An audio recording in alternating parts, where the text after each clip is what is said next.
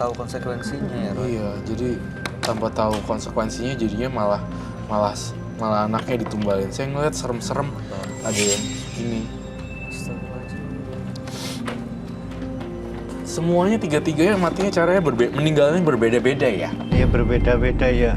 Yang satu tidur, kemudian tidak bernafas kembali. Iya. Kemudian yang kedua ada apa lagi yang saya kok lihat ada peristiwa yang kematian tragis gitu. Betul, Pak. Gimana kejadiannya, Pak? Oh, jatuh dari motor, Nah iya bonceng. itu.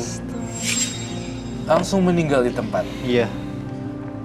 Ya, Kondisi badan dan kepala hancur semuanya. Iya. Ini makanya kenapa kamu gambar ada darahnya ya, Roy? Betul sekali. Ini makanya setiap kali saya punya vision ya, itu yang saya lihat berdasarkan kejadian. Ada satu kematian tragis anaknya loh, kasihan banget sampai pisah gitu loh. Ibaratnya kayak gitu. Jadi makanya tadi saya mendengar kecelakaan motor, kemudian langsung meninggal di tempatan. Iya betul Pak. Itu dia yang saya lihat. Arwahnya masih datang dan pergi. Bahkan hari ini pun saya ngerasa arwahnya ada hilang, sini terus nggak ada di sini terus hilang. Nggak stay di satu tempat gitu, nggak berdiri di satu tempat gitu. Dia muncul Bergerak terus. Oh iya bergerak terus tuh. Aduh, alah. Kalau semakin ini saya bergerak kenceng, artinya arwahnya semakin ngeliling kita lebih cepat. Tapi kalau ini mati dan padam, berarti kita nggak digangguin. Ini jadi parameter saya buat si Pak Edi. Itu geraknya kenceng artinya. Iya. Ada sesuatu yang datang di area meja bundar ini. Harus menumbalkan anak bapak sendiri. Itu tanggapan bapak gimana tuh? Apa rasanya, Pak? Ya penyesalan yang sangat dalam. Jadi saya ngomong sama istri, mau nggak mau harus berhenti. Ya kita bekerja apa adanya. Jadi rezeki yang kita dapat dari ini ya kita syukuri, nikmatin. Tapi bapak tetap tunggalkan. Bukan maksudnya setelah terjadi kehilangan anak. Waktu bapak tahu pertama kali harus menumbalkan anak, inget nggak kapan? Itu nggak kepikiran Pak. Jadi yang setahu saya cuma cari duit, nggak tahu Nggak tahu itu tumbal. anak jadi korban, itu nggak tahu. Kejadian gitu aja meninggal dan dia baru tahu sekarang bahwa itu ditumbalkan. Ternyata tuh. Iya. Nggak tahu sebenarnya konsekuensinya sebenarnya ya. Ih, kepala aku tuh. Di satu hal, jadi kematiannya satu persatu saya urutkan ya.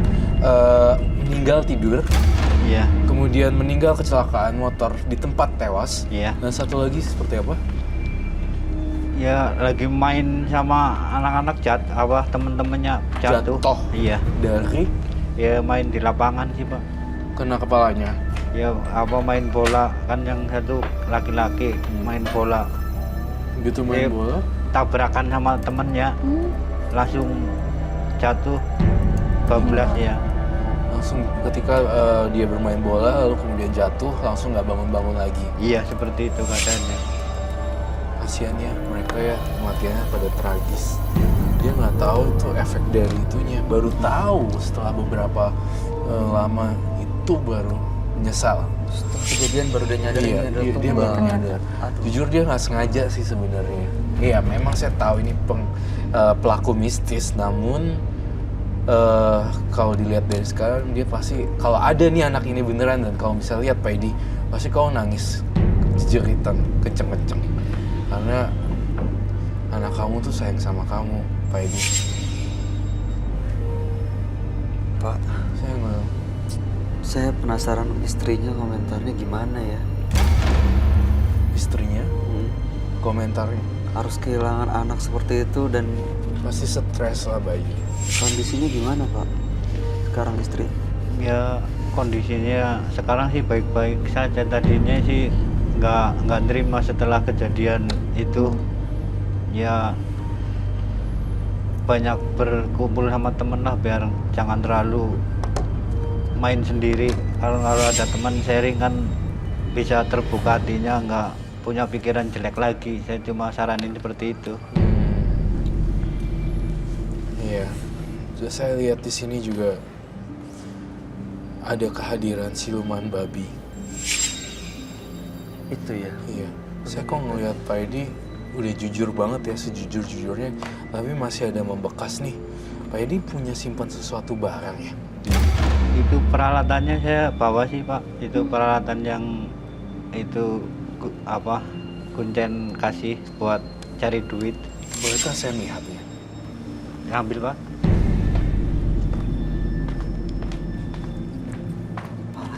Kasian ya. Astagfirullahaladzim. Itu kalau pelihara gitu-gituan memang pasti minta tumbal. ya, Pak? Pastilah Bayu, setiap itu yang pengasihan, pesugihan yang enggak pasti akan menumbalkan sesuatu yang Amin. apa itu? Kain Ini kafan. peralatan saya kerja Pak. Peralatan kerja Iya. apa ya? Saya kurang paham. Gue jelasin Pak. Ya ini Itu apa? peralatan yang saya buat kerja mencari duit, yang orang bilang Babi ngepet. babi ngepet. Ya ini alatnya seperti ini Pak. Alat ini. Iya. Lalu lilinnya biasa kayak orang bilang harus dijagain. Enggak, saya itu nggak pakai lilin sih Pak. Jadi intinya saya pakai kembang ini, baca mantranya, saya pakai kainnya ini, Diapain Pak kainnya? dipakai buat nutupin badan. Oh, Bapak baca mantra, kembangnya ditaruh Iya. kain, Nah, kainnya bawa pakai. iya. Lalu itu babi ngepetnya siluman babinya jalan. Iya, yang jalan itu saya sendiri. Jadi saya olah-olah pintu terkunci juga langsung bisa. Bapak bisa tembus. Iya. Aneh sih memang, tapi emang itu real. Iya bisa ada yang kayak gitu. Sakti banget pantesan. Itu bukan dia ya Ray? Yang jalan tembus itu. Bukan sih, pengaruh-pengaruh makhluk halusnya sih. Saya melihat di situ tuh banyak banget ada siluman babi. Serem banget deh. Bener-bener kalau misalnya waktu bisa berputar kembali si Pak Edi nggak mau ngelakuin ini deh. Darah ya, Rah, ya. Lidahnya ada darahnya. Dan ini bercak-bercaknya. Pak Edi, Iya Pak. cara bagaimana sih melakukan ritual ini, saya kalau boleh direka adegan atau contoh. Tapi ini tidak untuk pemirsa di rumah untuk contoh ya, ini bukan contoh yang baik. Saya hanya ingin mengetahui di sini saja.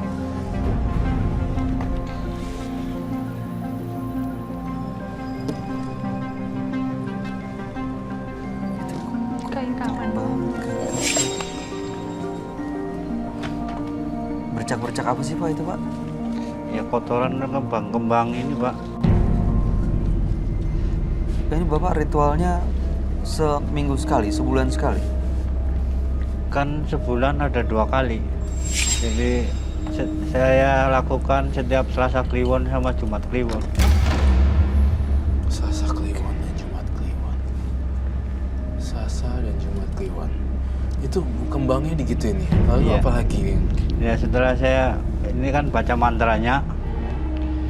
Setelah selesai baca mantra, saya pakai buat ini nutupin badan saya.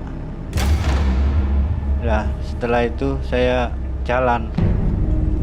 Itu orang nggak akan melihat Bapak? Ya orang nggak pernah lihat saya. Ya cuma intinya saya jalan kemana-mana orang nggak pernah ada yang tahu. Pintu dikunci aja saya bisa buka tanpa melalui kunci gini, langsung buka seolah-olah ya nggak dikunci padahal dikunci. Bisa ya? Iya, sebenarnya memang ini agak sulit dipakein logika ya. Iya. Tapi memang pas ngejalaninnya itu memang seolah-olah nyata sih. Lihat dari kainnya ini penuh dengan hawa magis, bahkan saya tidak mau menyentuhnya. Saya hanya lihat ini kotor banget sih. Bekas daun-daunnya katanya, bekas bunganya katanya. Bekas apa? Bekas bunga-bunganya katanya. Iya. Negatif banget kamu rasain. Iya, benar negatif banget. Setelah dibongkar begini dikasih apa lagi? Minyak kah? Iya ada minyaknya, ya apa? Minyak yang dibawain sama pekuncen itu. Namanya saya udah lupa sih minyaknya, minyak apa gitu. Ada minyaknya, Pak? Enggak, iya saya nggak bawa, cuma tinggal botolnya doang, udah habis, tapi lupa itu minyaknya udah habis. Ya itu setelah itu penyesalan saya di situ semua terungkap. Nah sampai sekarang saya lagi cari solusinya ini. Lah, kalau udah habis baru menyesal namanya ya bukan nyesel dong sebenarnya, Pak. Bukan sudah habis baru menyesal. Penyesalan kenapa sebelumnya nggak dikasih tahu. Saya diajak ke situ, itu mau menelan korban. Oh iya, jadi intinya Pak Edi tuh nggak dikasih tahu duluan kalau pesugihan ini nyawanya anaknya akan jadi korban. Dia nggak dikasih, jadi dijalanin aja. Dia pikir tenang-tenang aja nih. Tahu-tahu pas sudah di tengah jalan timbul satu kejanggalan, dua kejanggalan, dan tiga kejanggalannya. Akhirnya dia baru nyadar deh Pak Edi-nya. Nah, itu sih yang bisa saya tangkap dari bahasanya Pak Edi. Apakah itu betul ya? Seperti itu kan? iya betul Pak. Setelah ini? Ya setelah ini kan ini kembang ini masukin lagi, saya pakai, saya jalan langsung mencari duit itu. Kemana yang kira-kira orang punya duit saya masukin begitu doang. Nah setelah saya dapat duit ya itu buat seneng-seneng sama keluarga. Atau juga punya duit senang-senang sama keluarga tapi Anaknya ya yang nggak ada kan malah sekarang. Itu yang saya selalu bilang, jangan tertarik dengan uang instan, uang jin dimakan setan. Itu akan bikin kamu menderita. Ya percuma punya uang mau nikmatin sama keluarga tapi Nggak bisa. iya. Saya melihat banyak sekali gambaran di kepala saya ya. Ritual ini masih udah nggak perlu dilakukan lagi ya? Sudah nggak lakuin lagi Pak. Tapi kok saya masih cium bau darah ya? Ada yang lain? Apa itu Pak? Boleh jujurkah sama saya? Ya mungkin masih membekas kali, masih ngikutin. Ya ibarat anak mau menuntut orang tuanya, saya juga nggak ngerti. Ya kalau emang anak saya hadir di sini ya saya cuma pesan minta maaf atas kejadian yang Bapak lakuin, cuma begitu. Kamu pengen peluk atau kamu mau nangis kah kalau dia ada beneran di sini?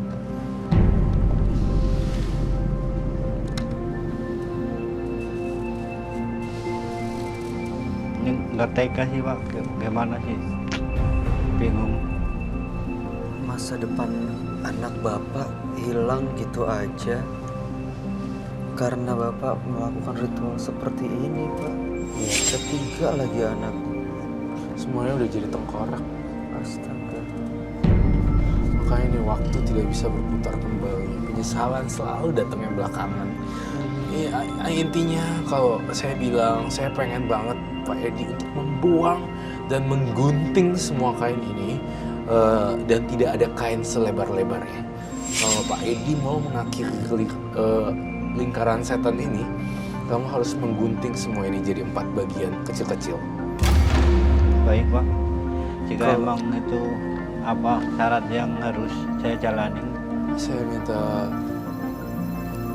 gunting.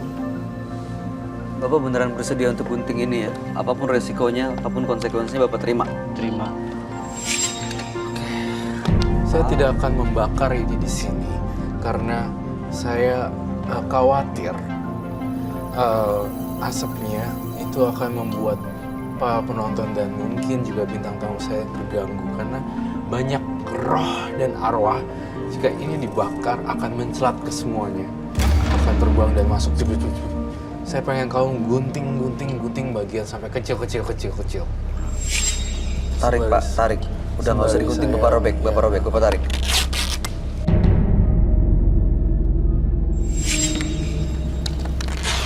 Niatin Pak, niatin. Bisa Bapak jadi lepas lebih dari baik. semuanya Pak.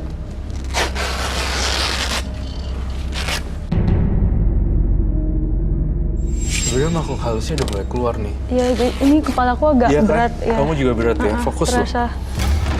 Dan Masih. saya minta ya Pak, siapa namanya tadi? Pak Pak Edi. Edi, untuk tidak mengganggu bintang tamu saya. Ini kamu gunting lagi dan panggil siluman babi itu sekarang. Tantang dia. Kamu ngecium bau nggak?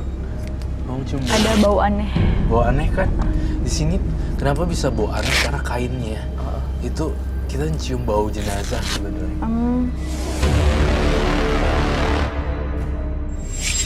Pak, saya mau pesen Pak. Saya tahu kamu berbuatnya berbuat jahat. Tapi satu kata buat Pak Edi, saya bangga Pak Edi bisa berubah dan mengakui kesalahannya Pak Edi. Tidak ada kata terlambat untuk itu. Terus saya harus bagaimana Pak? Ini kan saya kemari ini mencari solusi. Saya minta baskom yang gede ada gak? Terima kasih. Ini bisa dipanggil, Ron? Bisa dipanggil. Saya ingin banget nih Pak. Kayak pengen kita komunikasi. Si siluman babi ini kita ajak komunikasi untuk datang ke studio gitu loh.